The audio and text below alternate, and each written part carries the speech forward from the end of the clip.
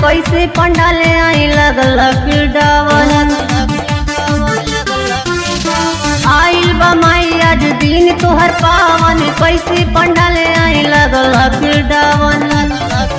माई बाटे पंडाले रे सुन जी, हाँ सुन जी, अरे सुन जी। माई बड़े कोरोना आइल, बड़े सबका के जीव घबराइल। माई बड़े कोरोना आइल, बड़े सबका के जीव घबराइल।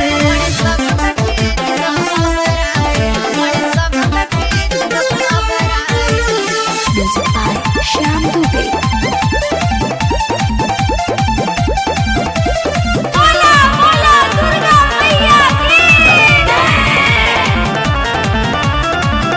परी साल कहनी धूमधाम से पूजाई, असो के साल माई कैसे के हम आई। माई परी साल कहनी धूमधाम से पूजाई, असो के साल माई कैसे के हम आई। अब के माई पर आस करतानी, 9 दिन तहराला भूखल बानी। माई पूजा करब दुनो जून जी, दुनो जून जी, दुनो जून जी।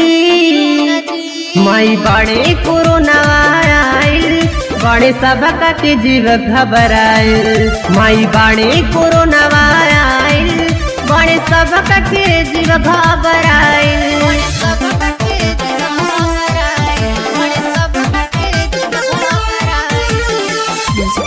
श्याम दुबे।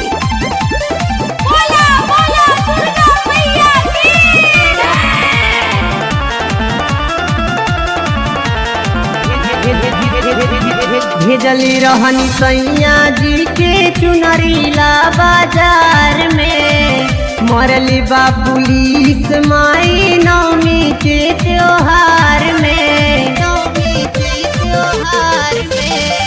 भेजली रहनी सैया जी के चुनरीला बाजार में, मरली बा पुलिस माई नवमी के त्योहार में। अहे विवेक राहुल तोहरे दरबार में, इहे सामान पर गोरखपुर बाजार से।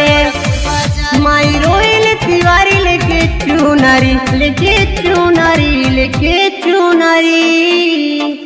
माई बड़े कोरोना आइल, बड़े सबका के जीव घबराइल। माई बड़े कोरोना आइल, बड़े सबका के जीव घबराइल। जय हिंद रिकॉर्डिंग।